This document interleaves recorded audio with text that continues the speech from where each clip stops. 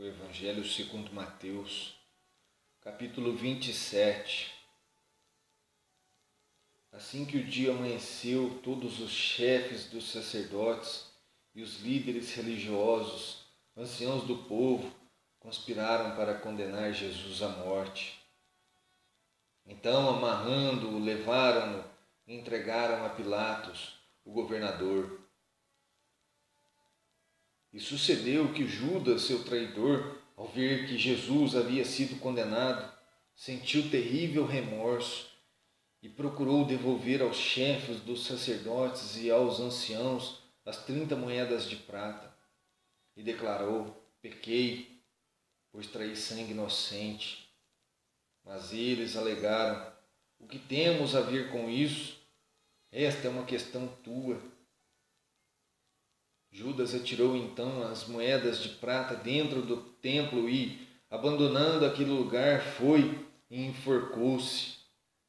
Entretanto, os chefes dos sacerdotes ajuntaram as moedas e comentaram: é contra a lei depositarmos este dinheiro nos cofres das ofertas, pois foi obtido a preço de sangue. Mas concordaram em usar aquelas moedas de prata para comprar o campo do oleiro e formar um cemitério para estrangeiros.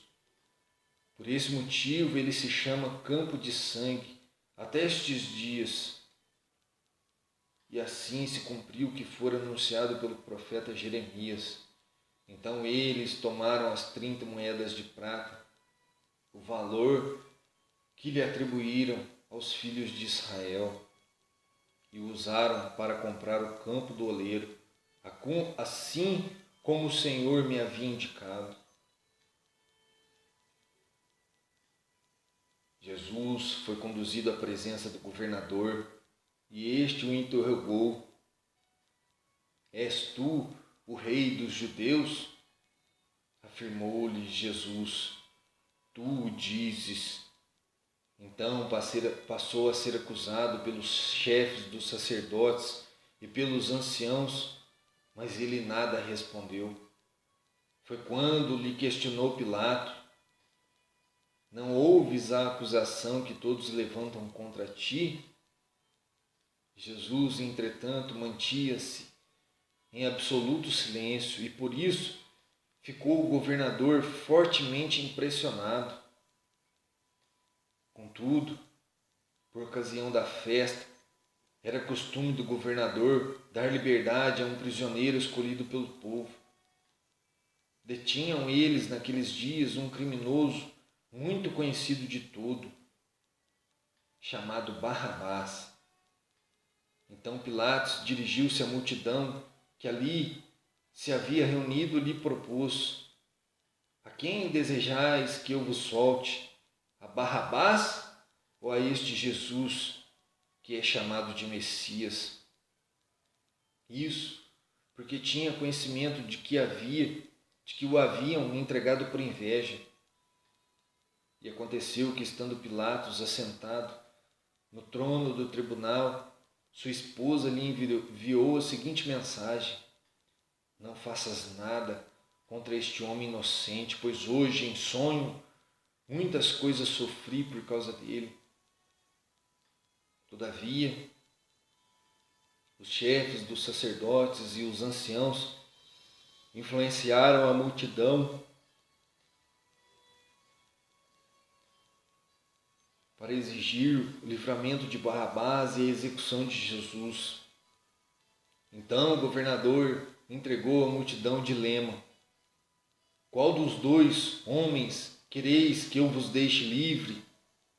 Exclamaram eles: Barrabás. Pilatos ainda questionou-lhes: se é assim, que farei de Jesus, que é chamado de Messias? Bradaram todos: crucifica-o.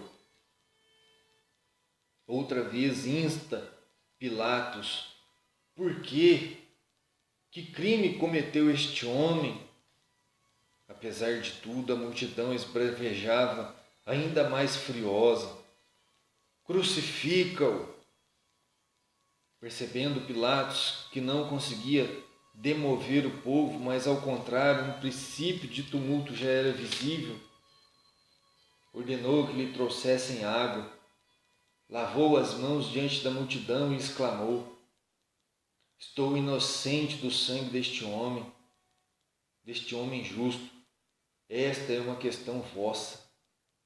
E todo o povo respondeu: caia sobre nossas cabeças o seu sangue e sobre nossos filhos.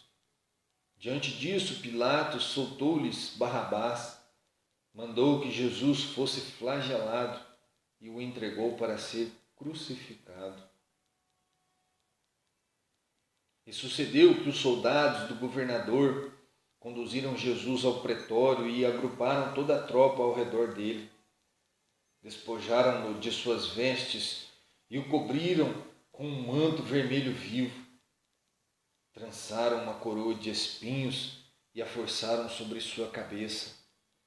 Puseram em sua mão direita um caniço e, ajoelhando-se diante dele, escarneciam, exclamando: salve, salve, ó Rei dos judeus!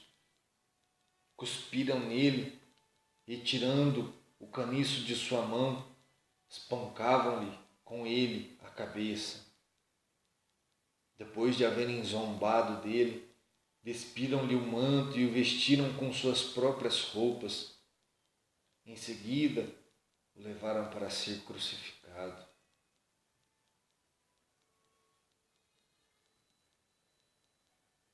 Assim que saíram, encontraram um homem da cidade de Cirene chamado Simão e o obrigaram a carregar a cruz.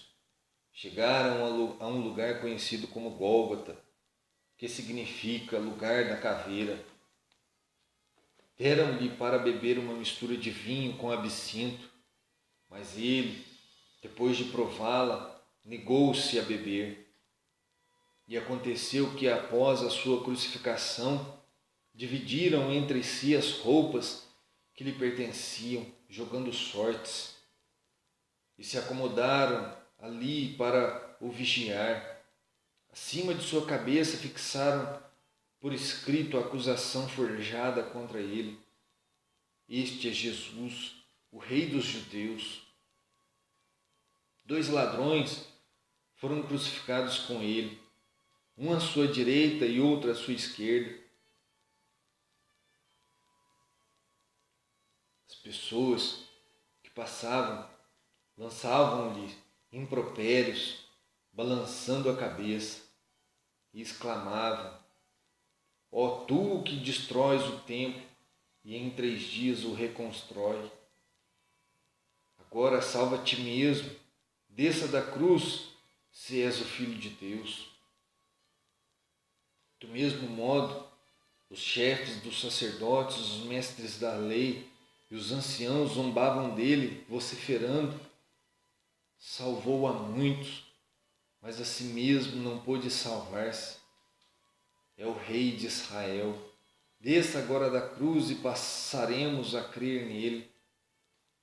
Pregou sua confiança em Deus. Então que Deus o salve nesse instante, se és verdadeiramente por ele, se verdadeiramente por ele tem piedade, pois afirmou: sou filho de Deus. Igualmente ultrajavam os ladrões que ao seu lado haviam sido crucificados.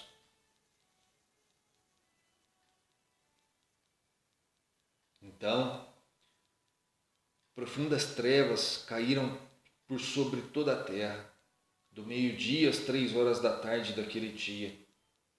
E por volta das 3 horas da tarde, Jesus clamou com voz forte: Eloi, Eloi, lama sabachthani, que significa: meu Deus,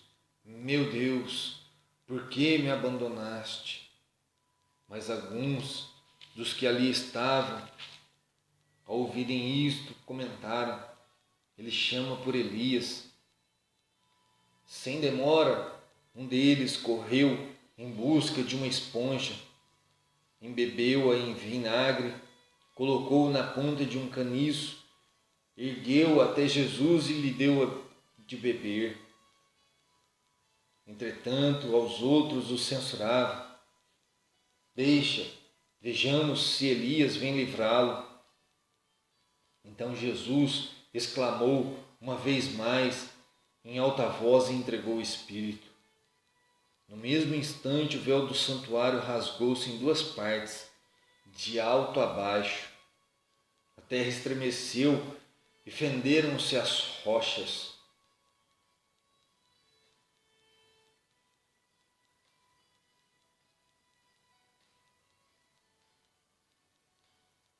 Os sepulcros se abriram e os corpos de muitos santos que haviam morrido foram ressuscitados. E deixando as sepulturas, logo após a ressurreição de Jesus, entraram na cidade santa e apareceram para muitas pessoas. E aconteceu que o centurião e os que com ele vigiavam a Jesus, vendo o terremoto e tudo o que se passava, foram tomados de grande pavor e gritaram: é verdade, este é o Filho de Deus. Estavam presentes várias mulheres observando de longe. Eram discípulas que vinham seguindo Jesus desde a Galiléia para o servirem, entre as quais estavam Maria Madalena, Maria, mãe de Tiago e de José, e a mãe dos filhos de Zebedeu. Ao pôr do sol, chegou um homem rico de Arimateia, por nome José, o qual havia se tornado discípulo de Jesus. Teve ele uma audiência com Pilatos para pedir-lhe o corpo de Jesus, e Pilatos ordenou-lhe que lhe fosse entregue. Então José tomou o corpo e envolveu com um lençol limpo de linho, e o colocou em um sepulcro novo, o qual ele próprio havia mandado cavar na rocha. E fazendo rolar uma grande pedra sobre a entrada do sepulcro, retirou-se. Estavam ali assentadas em frente ao sepulcro Maria Madalena e a outra Maria. No dia seguinte, isto é, no sábado, reuniram-se os principais sacerdotes e os fariseus e foram até Pilatos e argumentaram: Senhor, recordamo-nos de que aquele enganador, enquanto vivia, prometeu: passados 3 dias ressuscitarei. Manda, portanto, que o sepulcro dele seja guardado até o 3º dia, para que não venham seus discípulos e, raptando o corpo, proclamem ao povo que ele ressuscitou dentre os mortos. E esta derradeira fraude cause mais dano do que a primeira. Ao que lhe ordenou Pilatos: levai convosco um destacamento, ide e guardai o sepulcro como melhor vos parecer.